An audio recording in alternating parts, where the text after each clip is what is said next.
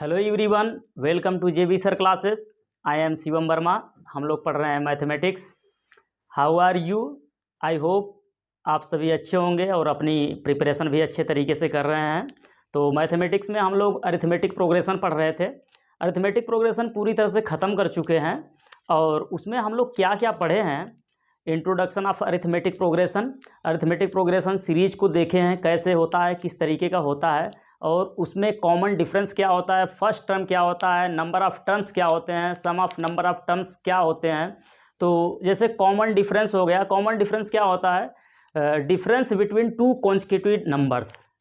Common difference होता है, first term ए होता है, सबको पता है। और उसके बाद हम लोग nth टर्म का फार्मूला डेरिवेशन किए थे और उस पर बेस्ड क्वेश्चन भी किए थे। nth टर्म का फार्मूला था an is equal to a plus n minus 1 into d. हम लोग उसे यूज भी करेंगे अभी बोर्ड पे जब जैसा भी क्वेश्चन आएगा। और उसके बाद सम ऑफ n टर्म्स का फार्मूला था S n is equal to n by 2 bracket में 2a plus n minus 1 into d. एक दूसरा भी फार्मूला देखे थे लास्ट टर्म वाला, तो n बाई 2 ब्रैकेट में a प्लस l, ठीक, ये था।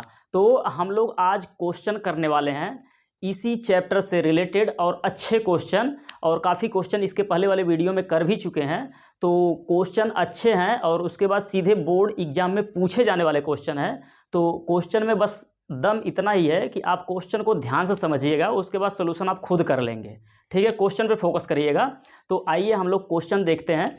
बोर्ड पे क्वेश्चन है, Subha Rao started work in 1995 at an annual salary of rupees 5,000 and received an increment of rupees 200 each year. In which year did his income reaches rupees 7,000? इस question का मतलब है कि सुभा राव स्टार्ट करते हैं 1995 में, अपना जॉब स्टार्ट करती हैं और 5,000 के साथ स्टार्ट करती हैं। और वहाँ पे कंडीशन ये है कि इनका पर ईयर इंक्रीमेंट है 200 रुपीज़ इंक्रीमेंट हो जाएगा। तो उसके बाद अब ये क्वेश्चन पूछा जा रहा है कि आपको ये बताना है कि 7,000 कब हो जाएगा, किस ईयर में हो जाएगा, ठीक है। ये क्वेश्चन है, तो बस क्वेश्चन को समझना है, उसके बाद ऑटोमेटिक ये क्या बन रहा है, कैसे सॉल्व करना है, आप खुद कर लेंगे। तो देखिए यहाँ से ये समझ में आता है कि ये 1995 इस ईयर में ज्वाइन करती हैं 5,000 के साथ, ठीक। और उसके बाद पर ईयर इंक्रीमेंट हो रहा है। पर ईयर इंक्रीमेंट कितना हो रहा है? 200 रुपीज़ का। तो दूसरे साल इनका सैलरी क्या होगा? दूसरे ईयर के लिए 5,200 रुपीज़ होगा। इसी तरीके से आप देखेंगे तो ये 5,400 होगा। इसी तरीके से ये जाएगा आगे की ओर बढ़ेगा। और लास्ट में कब पूछा जा रहा है कि किस ईयर में ये इनकी सैलरी 7,000 पहुंच जाएगी। तो मान लीजिए आएगा, बढ़ते बढ़ते एक समय आएगा कि वो भी हो जाएगा 7,000, ठीक है। तो ये टर्म्स हैं, एक एपी बन रहा है, एपी का कॉमन डिफरेंस और फर्स्ट टर्म दिख रहा है। ए क्या है? 5,000 और कॉमन डिफरेंस डी 200 है, ठीक। अब देखिए ये 1995 का है 5,000, उसके नेक्स्ट ईयर 200 ऐड हो गया, उसके नेक्स्ट ईयर ऐसे ही ऐड होता जा रहा है। तो किस ईयर में 7,000 हो जाएगा? मतलब कि यही नंबर ऑफ टर्म्स कितने हैं, नंबर ऑफ टर्म्स कितने हैं कि लास्ट टर्म आपका 7,000 हो जाए, बस यही मतलब है। तो आपको क्या फाइंड करना है? नंबर ऑफ टर्म्स फाइंड करने हैं। अब देखिए दूसरे साल के लिए ये हो गया, तीसरे ईयर के लिए ये हो गया, चौथे ईयर, पांचवें ईयर, इसी के साथ जैसे कि ये 7,000 किस ईयर में हो जाएगा, कौन से नंबर का ये टर्म होगा, ठीक है। तो हम n की वैल्यू निकालेंगे। n की वैल्यू निकालने के लिए अब ये क्या है? 7,000, ये टर्म है एपी का टर्म है, किस ईयर में 7,000 होगा, ठीक है। तो नंबर ऑफ एन, हम nth टर्म कैसे निकालते हैं? A plus n minus 1 into d, ये फार्मूला है मेरा, ठीक है। एन हमको पता है, nth टर्म कितना है? 7,000 हो जाए, ठीक। और n की वैल्यू निकालनी है, तो a कितना है आपके पास? 5,000, ठीक। और उसके बाद plus n minus 1 into D, common difference पता है, कॉमन डिफरेंस 200 है, ठीक है। अब देखिए इसको इधर ले आएंगे, 7000 माइनस 5000 होगा तो आपका बचेगा यहाँ पे 2000, और यहाँ पे n माइनस 1 इंटू 200, ठीक है। अगर यहीं से कैंसिल आउट करना चाहेंगे आप तो देखिए ये 200 इससे कैंसिल हो जाएगा, यहाँ पे 10 बचेगा, ठीक है। तो n minus 1 is equal to, मैं 10 लिख सकता हूँ, ठीक है। इसको इधर लिख दिया, इसको इधर लिख दिया, ठीक है। तो हमको n की वैल्यू निकालनी है ना, n की वैल्यू निकालनी है, तो n इज इक्वल टू क्या हो जाएगा, ये 1 इधर आएगा, 10 प्लस 1 ये 11, n क्या आ गया, 11 आ गया। यही आपका आंसर है। आप आंसर में क्या लिख देंगे, आंसर में आप लिख देंगे किस ईयर में, 11th ईयर, ठीक है। ये 11th ईयर है। आप इसे 3 नंबर का क्वेश्चन कह सकते हैं, ये 3 नंबर का आपका क्वेश्चन है, ठीक है। तो चलिए इसी के साथ हम नेक्स्ट क्वेश्चन पे पहुंचते हैं। Question number 2, how many terms of an AP 9, 17, 25 and so on must be taken to give a sum of 636। इस क्वेश्चन का मतलब ये है कि आपको एक AP दिया गया है 9, 17, 25 और उसके बाद कितने टर्म्स होंगे जिनका सम जो है कि 636 हो, 636 हो। तो आप अगर गिवन लिखना चाहेंगे तो आपके पास क्या दिया गया है, गिवन ए लिख सकते हैं, AP यही है 9, और कॉमन डिफरेंस D 17 माइनस 9 ये हो जाएगा 8, ठीक। और उसके बाद ये सम ऑफ n टर्म्स ना, n निकालना है, कितने टर्म्स का सम 636 होगा, 636। तो मान लीजिए आपकी n टर्म्स का सम जो है इतना होगा, तो सम ऑफ n टर्म्स ये दिया है 636 और n की वैल्यू आपको फाइंड करना है, ठीक है। तो SN का फार्मूला आप जानते हैं क्या होता है, n/2 ब्रैकेट में 2a plus n minus 1 into T, ठीक। तो आप यही फार्मूला अप्लाई करेंगे। लास्ट टर्म आपको पता ही नहीं है, कोई बात नहीं, यही फार्मूला अप्लाई करेंगे। तो n की वैल्यू निकालनी है, यहाँ पे 636 रखेंगे और n/2, 2a की वैल्यू कितनी है 9 plus n minus 1 into D की वैल्यू कितनी है 8, ठीक। तो आप देखिए यहाँ से आप कॉमन ले सकते हैं 2, यहाँ से भी 2 कॉमन आएगा, यहाँ से 2 कॉमन आएगा, तो 2 कॉमन हो गया बाई 2, ये 2 से कैंसिल होगा। ब्रैकेट के अंदर क्या बचेगा, यहाँ पे 9 बचेगा और यहाँ पे 4 बचेगा, यहाँ पे 4 बचेगा, 2 कॉमन हो चुका है, तो 4 का मल्टीप्लाई अगर करेंगे तो प्लस 4n माइनस 4, ठीक है। और यहाँ पे ये 636 लिखते चलिए।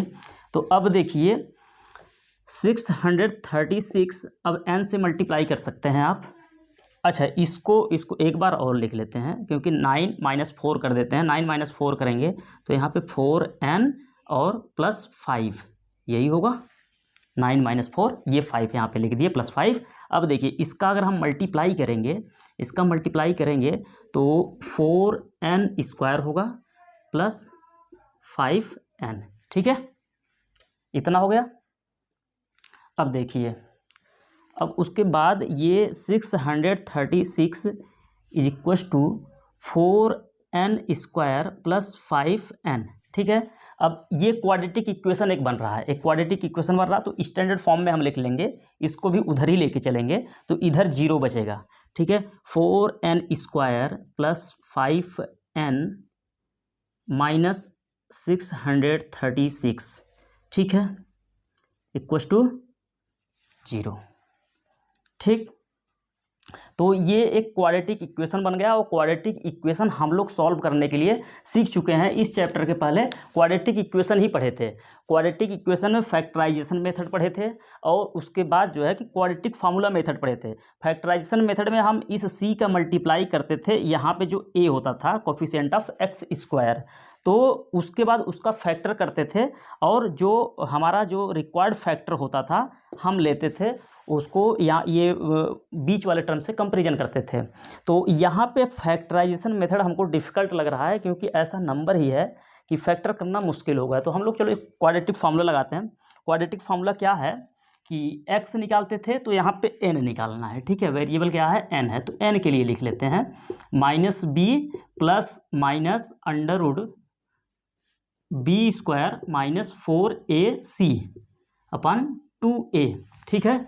अगर आपको ये इसके पहले वाली वीडियो जो अगर आप नहीं देखे हैं क्वाड्रेटिक इक्वेशन का, तो आप ज़रूर उसको देखिए, आपको समझ में आ जाएगा ये कैसे आया, कैसे सॉल्व किया जा रहा है, ठीक है। आप कंपैरिजन करेंगे ए बी सी तो आपको ये ए मिलेगा, ये बी मिलेगा और ये सी मिलेगा, ठीक है। पुट करें यहाँ पे वैल्यू माइनस बी की वैल्यू कितनी है, बी की वैल्यू यहाँ पे लिख सकते हैं आप, ए की वैल्यू लिख लीजिए आप, ए क्या है 4 और बी की वैल्यू 5 है, सी की वैल्यू माइनस के साथ आएगा 636, ठीक है। तो यहाँ पे वैल्यू पुट करेंगे तो माइनस बी माइनस 5 आएगा plus minus under root b square 5 का स्क्वायर माइनस 4 ए की वैल्यू 4 सी की वैल्यू माइनस, ये माइनस है तो यहाँ पे 636 लिख देते हैं, इसको प्लस कर देते हैं, ठीक हो गया, अपन 2a, ए की वैल्यू कितनी है 4, ठीक है। अब देखिए इसका हम लोग अगर मल्टीप्लाई करेंगे, इसका मल्टीप्लाई करेंगे तो 16 होगा, ये 16 होगा और 16 का मल्टीप्लाई 6 में करेंगे तो 96 का 6 और उसके बाद 16 का फिर मल्टीप्लाई करेंगे 3 में 48 प्लस 9 57 का 7 5 आएगा कैरी, और उसके बाद 16 का मल्टीप्लाई फिर 6 में करेंगे तो कितना आएगा 96 प्लस 5 101, ठीक है। तो 101 ये इसकी वैल्यू होगी, तो हम लोग लिख सकते हैं -5 प्लस माइनस अंडर रूट, अच्छा इसको भी आप इसमें प्लस 25 भी ऐड कर दीजिए क्योंकि यहाँ पे 5 का स्क्वायर 25 ऐड करना पड़ेगा, तो कितना हो जाएगा ये 11 होगा और 7 + 2 9, एक कैरी आएगा तो एक कैरी ये यहाँ पे 10 हो जाएगा 0, फिर एक कैरी आएगा 112 होगा और ये 10, ठीक है। तो रूट में आपका इतना आ रहा है 10201 और डिवाइड बाई 8, ठीक है 8, ये n की वैल्यू आप निकाल रहे हैं, ठीक है। तो इसके लिए इसको आपको फैक्टर करना पड़ेगा, तो आप फैक्टर करेंगे तो 10201, तो ऐसा -5 प्लस माइनस अंडर रूट में आप इसको लिख सकते हैं 101 × 101, ठीक है, यही आएगा। तो उसके बाद डिवाइड बाई 8, ठीक है। एक बार पॉजिटिव लेंगे तो n की वैल्यू 1 आएगी और दूसरी वैल्यू के लिए नेगेटिव लेना पड़ेगा, तो पहले आप पॉजिटिव ले लीजिए, टेकिंग पॉजिटिव साइन, ठीक है। तो n की वैल्यू क्या आएगी, पॉजिटिव अगर लेंगे तो -5 और प्लस, अब ये 101 × 101, तो ये रूट ले लिए हैं तो क्या हो जाएगा 101 101, ठीक है, और डिवाइड बाई 8, ठीक। तो यहाँ पे एक स्टेप और लिख सकते हैं -5 प्लस माइनस 101, ठीक है, डिवाइड बाई 8, ठीक। तो प्लस ले लिए तो ये हमको मिलेगा, अच्छा इसमें ये 101 में से माइनस होगा 5 तो कितना आ जाएगा 96 डिवाइड बाई 8 कितना आएगा 8 1 जा 8 8 2 जा 16, चलिए 12 आया। अच्छा नेगेटिव लेंगे तो क्या आएगा, नेगेटिव अगर लेंगे तो क्या आएगा देख लेते हैं, -5 यहाँ पे नेगेटिव आएगा 101 डिवाइड बाई 8, ठीक है। 101 101 में -5 मतलब दोनों ये ऐड हो जाएंगे, नेगेटिव ही आएगा, कितना हो जाएगा 106 डिवाइड बाई 8, अच्छा कह सकते हैं आप ये 2 से कैंसिल होगा, यहाँ पे -53/4 आएगा, ठीक है। तो देखिए n की वैल्यू 2 आ गई, n की वैल्यू 2 आ गई, एक तो ये 12 हो गया और दूसरा ये हो गया, ठीक है। तो आप n क्या है आपके क्वेश्चन, अब क्वाड्रेटिक इक्वेशन सॉल्व किए तो यहाँ पे क्वाड्रेटिक इक्वेशन है तो 2 वैल्यू आएंगी और दोनों वैल्यू आपके सामने आ गई। लेकिन आपका क्वेश्चन क्या है कि n जो है नंबर ऑफ टर्म्स है, नंबर ऑफ टर्म्स है, तो नंबर ऑफ टर्म्स तो फ्रैक्शन में नहीं हो सकता, ठीक है। नंबर ऑफ टर्म फ्रैक्शन पे नहीं हो सकता, इसलिए आपका ये वैलिड आंसर नहीं है। ये वैल्यू तो है n का, लेकिन ये वैलिड आंसर नहीं होगा। वैलिड आंसर आपका ये होगा, इसलिए आप आंसर लिखेंगे, आंसर लिखेंगे number of terms is equal to 12। ये आपका आंसर होगा। आई होप आपको समझ में आया होगा। तो चलिए हम नेक्स्ट क्वेश्चन देखते हैं। तो इसमें कुछ था नहीं, इसमें कुछ था नहीं, सीधे सीधे बस वही फार्मूला लगाना तो ऑटोमेटिक वो क्वाड्रेटिक इक्वेशन बन जाएगा। क्वाड्रेटिक इक्वेशन बन जाएगा तो क्वाड्रेटिक इक्वेशन की तरह सॉल्व करना है। ऐसे क्वेश्चन पूछे जाते हैं एग्जाम में, मैक्सिमम क्वेश्चन पूछे जाते हैं इस तरीके से, अच्छे क्वेश्चन माने भी जाते हैं कि आपसे देखिए एक ही क्वेश्चन में 2-2 टॉपिक क्लियर करवा लिया, ठीक है। तो ऐसे क्वेश्चन पूछे जाते हैं, प्रैक्टिस जरूरी है ऐसे क्वेश्चन का। तो चलिए हम लोग नेक्स्ट क्वेश्चन देखते हैं। इसी तरीके से और भी क्वेश्चन है, बहुत अच्छे अच्छे क्वेश्चन है। अगेन एक और बढ़िया question, the digit of a positive number of 3 digits are in AP and their sum is 15।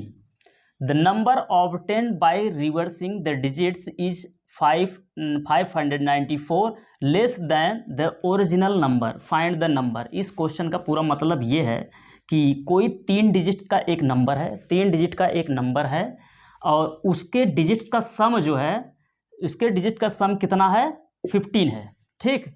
और उसके बाद अब क्या बोला जा रहा है, the number obtained by reversing, मतलब उसके डिजिट्स को जब रिवर्स किया जा रहा है तो क्या हो रहा है, जो नया नंबर मिल रहा है 594 less than the original number.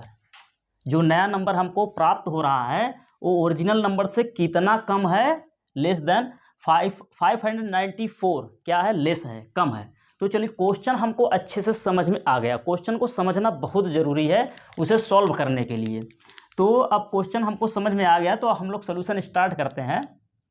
तो देखिए जैसे कि अगर हम कोई डिजिट ले रहे हैं, मान लीजिए ये 1 2 3 एक नंबर है, ठीक है। ये कितना है 123 ये नंबर है और इसके डिजिट 1 2 3 है। तो इस क्वेश्चन में कहने का मतलब यह है कि सम इसका जो 15 हो रहा है, इसी तरीके से 1 2 3 को ऐड करेंगे 6 आएगा ना, 6 आ रहा है ना। तो बस इसी तरीके से वो भी जो नंबर होगा उसके जो डिजिट्स को ऐड करेंगे तो 15 आएगा, ठीक। अब इसको रिवर्स कर रहा है, मतलब कि ये 3 2 1 कर देगा तो एक नया नंबर मिलेगा। अब इन दोनों का डिफरेंस, मतलब कि ये जो नया नंबर आ रहा है वो कितना लेस होगा, ओरिजिनल नंबर से 594 लेस होगा। अब ठीक है, अब हम एज्यूम करेंगे। तो चलिए जैसे हम एज्यूम कर लेते हैं कि नंबर, अब 3 नंबर को हमको 3 डिजिट को एज्यूम करना है। तो हम AP में कभी भी 3 नंबर को एज्यूम करना होगा तो हम ऐसे एज्यूम करेंगे, A लिख लेंगे और उसके बाद एक उसके पहले वाला टर्म और एक उसके बाद वाला टर्म, ठीक है। ये ऐसा इसलिए करते हैं। अब देखिए अगर 4 टर्म लेना हो मतलब इवन, ये तो क्या है odd, number of terms odd है। अगर नंबर ऑफ टर्म्स इवन लेना होगा तो आप क्या करेंगे, A माइनस D और A प्लस D, ऑड हो गया। 4 करना है तो फिर यहाँ पे A प्लस D, यहाँ पे 2D कर दीजिए, यहाँ पे A माइनस 2D, ठीक है। तो ये क्या हो गया, नंबर ऑफ इवन टर्म्स हो गए, ये नंबर ऑफ ऑड हो गए, ठीक है। इस तरीके से लेना होता है। अगर आपको किसी AP सीरीज में टर्म्स को एज्यूम करना हुआ तो आप इस तरीके से एज्यूम करेंगे, क्योंकि जैसे ही आप सम करेंगे तो ये D से हमेशा कैंसिल हो जाएगा, केवल A बचेगा। माइनस 2D से कैंसिल हो जाएगा, माइनस D प्लस D से कैंसिल हो जाएगा, केवल A बचेगा। इसलिए हमारा एजम्पशन इस तरीके का होता है, ठीक है। तो चलिए हमको समझ में आ गया, हमारे ये 3 डिजिट हैं, ठीक है, और 3 डिजिट हैं। तो अब इन 3 डिजिट से नंबर कैसे बनेगा। जैसे हमारा 123 था तो हम तो ऐसे लिख दिए, अब ऐसे इसको लिख देंगे कॉमा हटा करके, तो ये नंबर थोड़ी हो जाएगा। ये अलजेब्रिक है ना, तो अलजेब्रिक है तो इसको प्लेस वैल्यू के साथ लिखना पड़ेगा। अब जैसे इसी को हम लिख सकते हैं 1 इंटू ये 100 प्लेस पे है तो 100, और प्लस 2 इंटू 10 प्लेस पे है 10, और प्लस 3, ठीक है, तो आ जाएगा वही ये 100, ये प्लस 20 प्लस 3 123। तो अलजेब्रा में हम कैसे किसी नंबर को लिखते हैं वो मोस्ट इंपॉर्टेंट है, नहीं तो आप गलत कर देंगे क्वेश्चन को, ठीक है। तो इसको अगर आप देखिए, अब ये 3 टर्म्स हो गए और ये यही डिजिट हैं, तो पहला कंडीशन क्या है, सम ऑफ डिजिट्स 15, तो इनको ऐड कर लीजिए आप, 5 a minus D plus A plus A plus D, ये कितना हो जाएगा 5, ठीक है, 15 हो जाएगा। तो ये d minus D plus D से कैंसिल हो गया, और ये 3a इज इक्वल टू 15, तो a की वैल्यू क्या आ जाएगी 5, a की वैल्यू 5 आ गई, a की वैल्यू 5 आ गई। अब क्या करना है आपको, अब नंबर निकालना है, और आपका नंबर क्या है, नंबर यही है कि a माइनस डी पहला डिजिट है, और किस प्लेस पे होगा, ये किस प्लेस पे होगा, 100 प्लेस पे होगा, तो 100 इंटू a माइनस डी, ठीक है। अब ये 10 प्लेस पे a है तो प्लस 10a प्लस ये यूनिट प्लेस पे है एज इट इज हो जाएगा a प्लस डी, ये क्या हो गया आपका, ये नंबर है, यही नंबर है, इसे नंबर आप कहेंगे, यही नंबर है। अब देखिए ये नंबर है तो आप इसको देखिए, अच्छा ये मल्टीप्लाई अगर सिंपल करके देखेंगे तो क्या नंबर मिलेगा आपको, 100a, यहाँ पे 10a, यहाँ पे a, 100a 10a a, 110 plus 1 11 a हो गया। अब देखिए यहाँ 100d माइनस 100d है, और कहीं d है, हाँ d है, तो माइनस 100d और प्लस d माइनस 99d, आपका ये नंबर हो गया। चलिए इसको हम लोग नोट कर लेते हैं, यही हमारा नंबर है, ठीक है। चलिए अब उसके बाद अगर इसको रिवर्स करेंगे तो रिवर्स करने पे क्या नंबर मिलेगा, रिवर्स करने पे obtain number by reversing digits, ठीक, डिजिट्स को रिवर्स करेंगे तो ये देखिए ये वाला यहाँ आएगा और ये वाला यहाँ जाएगा, पूरा रिवर्स हो जाएगा, और जो मिड में वो मिड में ही रहेगा, ठीक है। तो अगर ये पहले ये 100 प्लेस पे आ जाएगा और ये यूनिट प्लेस पे चला जाएगा तो नंबर क्या हो जाएगा, नंबर मिलेगा आपको 100 इंटू ये पहले आ जाएगा a प्लस डी और plus 10a plus as it is लिखा जाएगा, यूनिट प्लेस पे ये चला जाएगा a माइनस डी, ठीक है। अब इसको अगर सिंपल करेंगे, आप इसको सिंपल करेंगे तो 100a और यहाँ पे 10a फिर से a, ये तो 11, ये 111a ही होने वाला है। लेकिन यहाँ पे आप देखेंगे तो 100d और d कहाँ पे है, यहाँ पे माइनस d है, 100d में से एक d माइनस हो जाएगा तो क्या बचेगा, प्लस में आएगा 99d, ठीक है। ये कौन सा नंबर है, रिवर्स करने के बाद जो नंबर आपको मिला ये वो नंबर है, ठीक है। अब इन दोनों नंबर्स में कुछ रिलेशन दिया गया है, कुछ रिलेशन क्या दिया गया है कि जो रिवर्स करने के बाद obtain by reversing the digits, obtain the number obtained by reversing the digits कितना, less than the original number, ठीक है। ये जो नंबर आपको मिल रहा है ये नंबर कम है, किससे कम है, ओरिजिनल नंबर से कितना कम है, 594, ठीक है। अगर इसमें 594 ऐड कर दिया जाएगा तो इसके इक्वल हो जाएगा, ठीक है। तो आपको वही करना है। चलिए यहाँ से थोड़ा खाली जगह है, यहाँ पे हम लोग पहले आते हैं, उसके बाद फिर उधर जाते हैं। तो देखिए 1100a प्लस 99d, ये आपका कौन सा नंबर है जो आपने रिवर्स करने के बाद पाया, ठीक है। ये कम है, कितना कम है, 594। अगर ये कम है तो इसमें आप ऐड कर सकते हैं उसके इक्वल करने के लिए, ठीक है। तो हम इसमें अगर ऐड कर दें 594 तो ये किसके इक्वल हो जाएगा, ओरिजिनल नंबर के इक्वल हो जाएगा। ओरिजिनल नंबर आपका क्या है 111A माइनस 99D। ठीक है, तो अब देखिए ये 111A कैंसिल हो गया, और फिर उसके बाद ये 99D और ये माइनस 99D, ये अगर इधर आएगा तो ये हो जाएगा 198D, और उसके बाद ये उधर जाएगा तो माइनस 594। ठीक है, अब देखिए, अच्छा 11 से ही कट कर दीजिए, 11 से कटेगा 99 तो 11 से कटना चाहिए।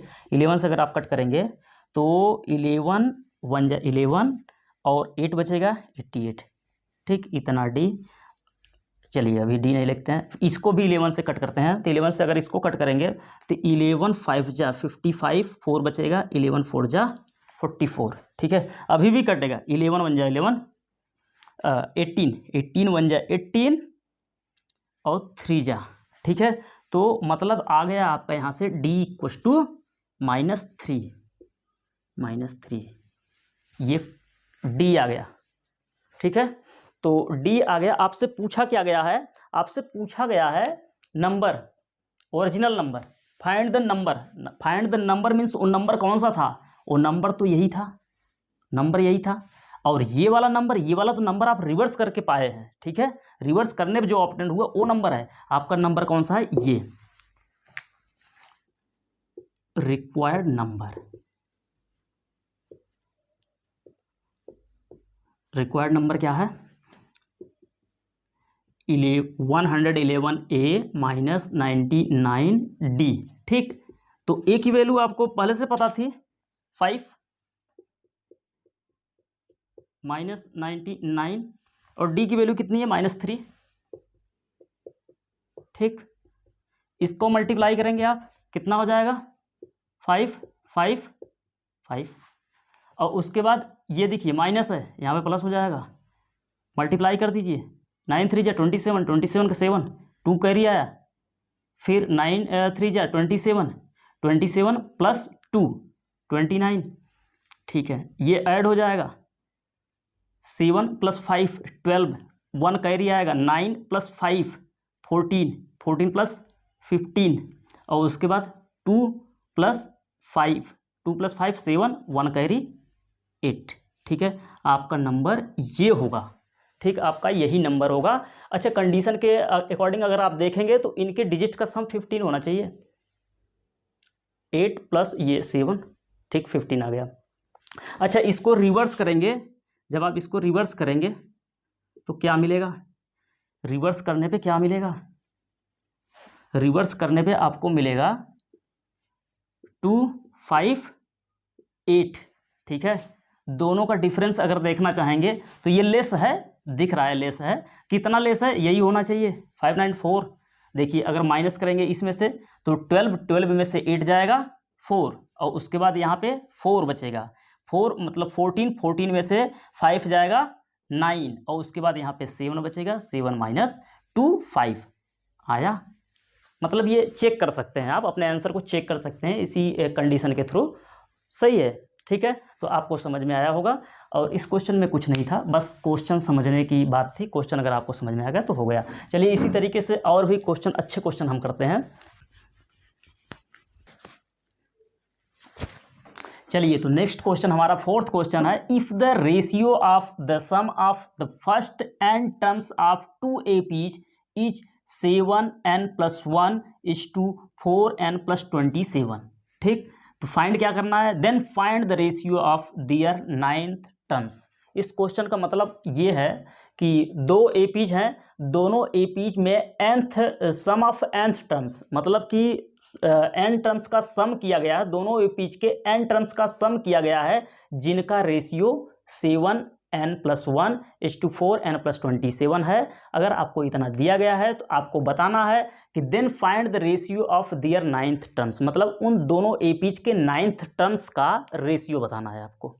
ठीक है, तो अगेन बहुत बढ़िया क्वेश्चन है, तो चलिए इसको भी हम करते हैं। तो हम लोग क्वेश्चन अच्छे तरीके से समझ गए हैं। ये क्वेश्चन अगर पूछा जाएगा तो आपसे 4 नंबर में क्वेश्चन पूछा जाएगा। सारे आज के सारे क्वेश्चन 3 नंबर या 4 नंबर के हैं, अच्छे क्वेश्चन हैं। तो चलिए हम लोग स्टार्ट करते हैं। तो देखिए तो ये सम ऑफ n टर्म्स दिया गया है, तो 2 एपीज हैं, तो 2 एपीज हैं, तो दोनों के लिए हम लोग एज्यूम कर लेते हैं। फर्स्ट एपी के लिए मैं फर्स्ट टर्म अगर कहूँ तो a हो गया और कॉमन डिफरेंस d ले लिए हैं, ठीक है। और सेकंड एपी के लिए फर्स्ट टर्म a ले रहे हैं कैपिटल और common difference d capital D ले रहे हैं, ठीक है। तो सम ऑफ n टर्म्स का अगर हम फार्मूला लिखेंगे तो S n is equal to पहले के लिए क्या होगा, n/2 2a plus n-1 into d, ठीक है। और दूसरे के लिए देखिए n वही है, n दोनों में सेम चीज़ें हैं, n number of terms n ही है, दोनों एपीज के नंबर ऑफ टर्म्स n ही है, तो n दोनों में वही रहने वाला है, लेकिन कॉमन डिफरेंस और फर्स्ट टर्म की बात नहीं हुई है, वो डिफरेंट हो सकता है, इसलिए हम लोग डिफरेंट ले लिए हैं। यहाँ पे first term a capital A लिए हैं और प्लस n-1 इंटू डी, ये कॉमन डिफरेंस 2 कैपिटल D है, ठीक है। तो अब इनका रेशियो जो दिया गया है, इनका रेशियो क्या दिया गया है, ये दिया गया है। तो थोड़ा सा ध्यान से देखिएगा इसमें क्या करते हैं। तो इनका रेशियो निकालने के लिए इनको हम डिवाइड करेंगे। चलिए मान लीजिए डिवाइड कर दिए, रेशियो निकाल दिए। अब इसका रेशियो गिवन है, आपको क्या गिवन है, 7n + 1 अपान 4n + 27, ठीक है। तो देखिए यहाँ पे ये तो सेम चीज़ें हैं, कैंसिल होंगी, ठीक है। अब देखिए इसको और सिंपल फॉर्म में अगर लिखेंगे तो ये 2a plus n-1 into d upon 2a plus n-1 into d, ठीक है। अब देखिए ये 7n + 1 है, 4n + 27 है। तो हम क्या कर रहे हैं कि देखिए यहाँ पे हमको n-1 है ना, n-1 है, n-1 है, ये तो फार्मूले में ही रहता है n-1। तो हम भी यहाँ पे भी n-1 बनाना चाहते हैं, तो देखिए कैसे बनाते हैं। 7n है, तो इसमें अगर मैं -7 कर दूँ तो 7 कॉमन लूँगा तो n-1 आ जाएगा, ठीक है। तो बैलेंस रखने के लिए आप 7+ भी कर दीजिए, कोई फ़र्क नहीं पड़ता, उसके बाद 1 है, ठीक है। जो चीज़ें थी वही आने वाली है, -7 + 7 से कट जाएगा, लेकिन कुछ अरेंजमेंट कर रहे हैं, देखिए क्या बनता है। इसी तरीके से यहाँ नीचे भी करेंगे, 4n है तो -4 कर दीजिए, 4 कॉमन लेंगे, n-1 बन जाएगा, और +4 भी कर दीजिए ताकि ये बैलेंस रहे, ठीक है, +27, ठीक। तो अब देखिए यहाँ पे क्या आएगा, 2a plus n-1 into d upon 2a plus n-1 into d, ये कैपिटल होगा यहाँ पे, डी नीचे वाला, ठीक है। तो देखिए यहाँ से हम कॉमन लेंगे, 7 कॉमन लेंगे, अच्छा ये इसको ऐड कर लीजिए, 8 हो रहा है, ठीक है, ये 8 हो रहा है, इसको पहले लिख देते हैं क्योंकि इसके फॉर्म में बना रहे हैं ना, इसके फॉर्म में बना रहे हैं, ठीक है। प्लस उसके बाद यहाँ से 7 कॉमन लेंगे, 7 कॉमन लेके यहाँ तो n-1 आ गया। अच्छा ये 7 इधर रहता था डी की जगह पे, चलो एकदम वैसे ही लिख रहे हैं, ठीक है। अब डिवाइड बाई, अब यहाँ पे इसको पहले लिख लेते हैं, ये कितना हो जाएगा, 27 + 4 31, ठीक। और प्लस ये 4 कॉमन लेंगे तो यहाँ पे भी n-1 आने वाला है, यहाँ पे 4 लिख देंगे, ठीक है। अब अगर इन दोनों का कंपैरिजन कराएंगे, पूरी तरह से अगर कंपैरिजन कराएंगे तो आप देखेंगे कि यहाँ पे जो कॉमन डिफरेंस d है उसकी वैल्यू 7 आने वाली है, ठीक है। तो यहाँ से बाय कंपेयरिंग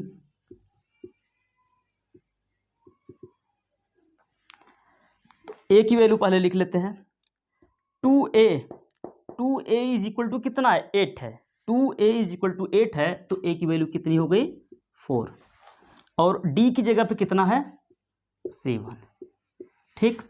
अच्छा अब यहाँ से कंपैरिजन करें, 2a की वैल्यू कितनी है, 31, 2a की वैल्यू 31 है, तो आपको a की वैल्यू लिखनी है 31/2, और यहाँ कैपिटल D जो है उसकी वैल्यू कितनी है, 4, ये कॉमन डिफरेंस दूसरे AP क्या है, 4, ठीक है, आ गया। अब आपसे पूछा क्या जा रहा है, क्वेश्चन क्या है, then find the ratio of their ninth terms. Ninth terms मतलब कि आपका क्वेश्चन आपको क्या है कि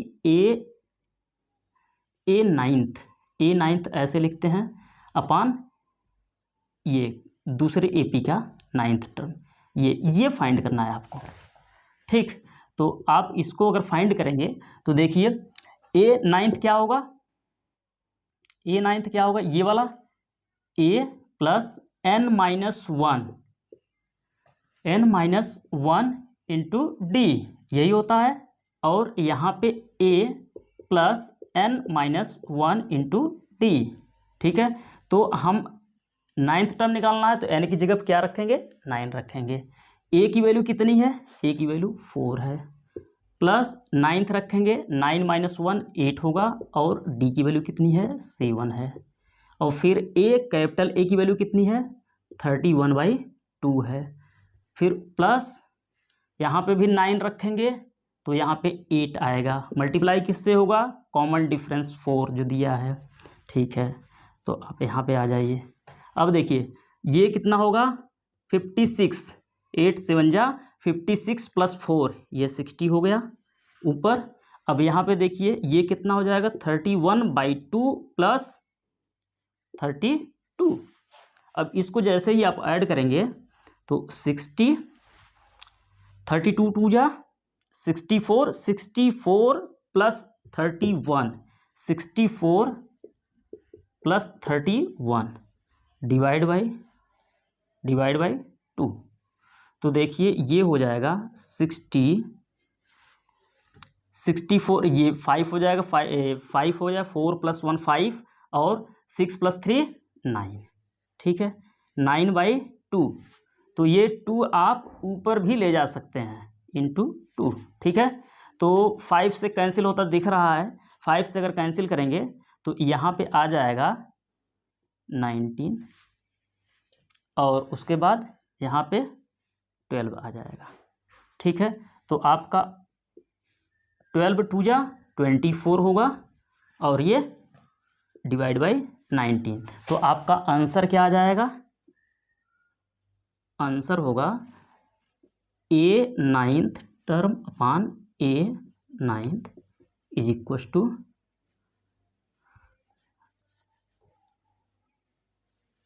24 डिवाइड बाई 19, यही आपका आंसर होगा। ठीक है, आई होप आपको समझ में आया होगा, ध्यान देना था यहाँ पर बस। उसके बाद सेम उसी के फॉर्म में बना करके सीधे आप कंपैरिजन कर लीजिए। उसके बाद ए और कॉमन फर्स्ट टर्म और कॉमन डिफरेंस आ जाएगा। उसके बाद आप कोई भी टर्म निकाल सकते हैं, इसके निकालने के और भी तरीके हो सकते हैं, लेकिन हमको जहाँ तक लगता है कि ये मोस्ट इफेक्टिव है और सिंपल तरीका है ये। ठीक, ओके, आइए एक क्वेश्चन और देखते हैं। नेक्स्ट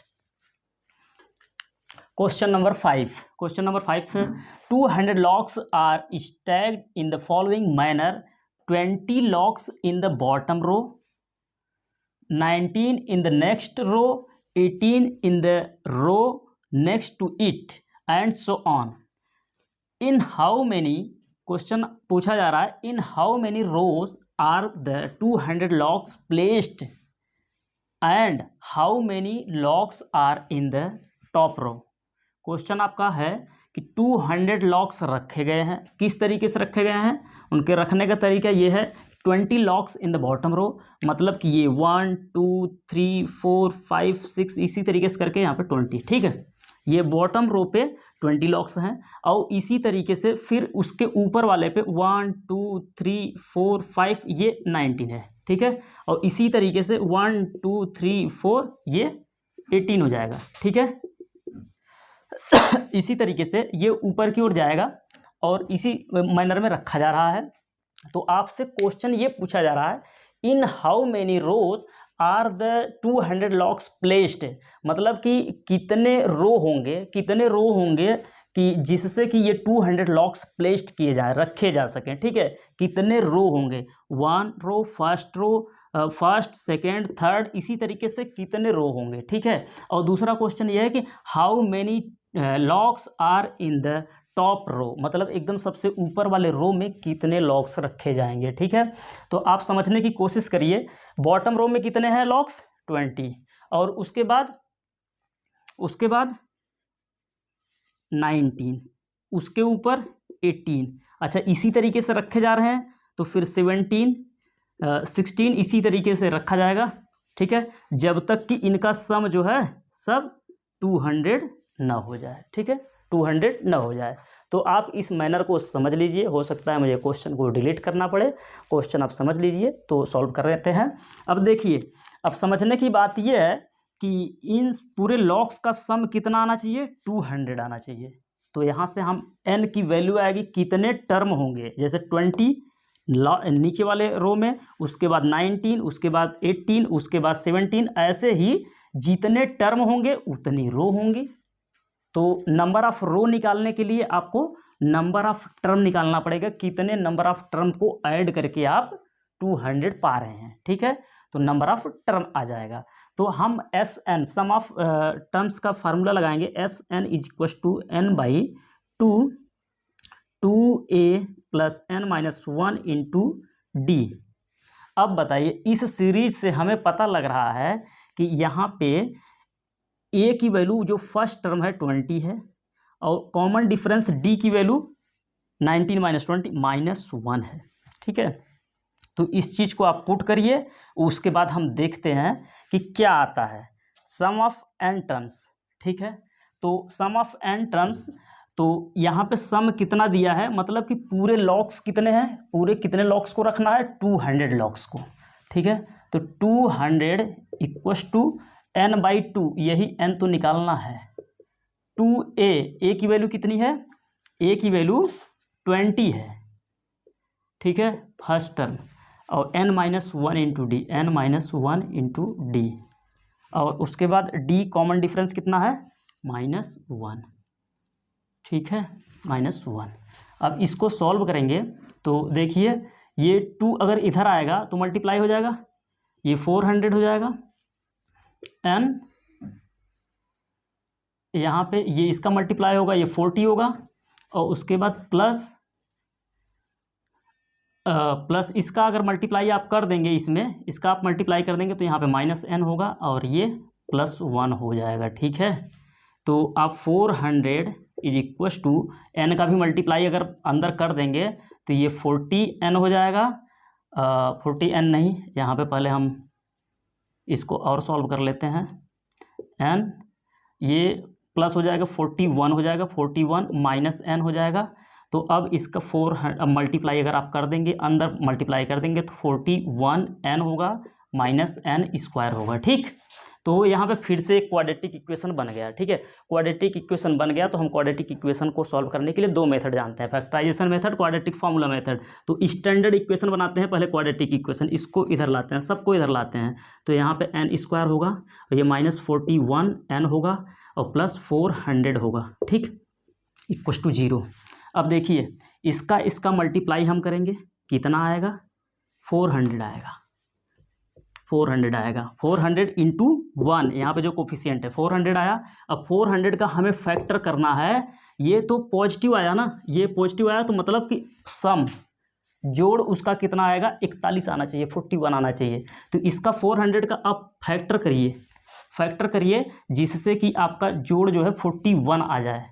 तो देखिए, आपका ये होगा फैक्टर जो होगा 25 इंटू 16, ठीक है, दोनों का मल्टीप्लाई 400 होगा और दोनों का सम कितना हो जाएगा, 41 हो जाएगा। तो इसको इस फॉर्म में ब्रेक कर लीजिए, ठीक है, इसको इस फॉर्म में ब्रेक करेंगे तो n स्क्वायर माइनस, इसको हम लिख सकते हैं 25 प्लस 16, क्या हो जाएगा, n प्लस 400। इस स्टेप और इस स्टेप में कोई अंतर नहीं है, बस हम लोग थोड़ा सा इसको अब एक्सपेंड करके अपना काम कर लेंगे, फैक्टर बन गया है।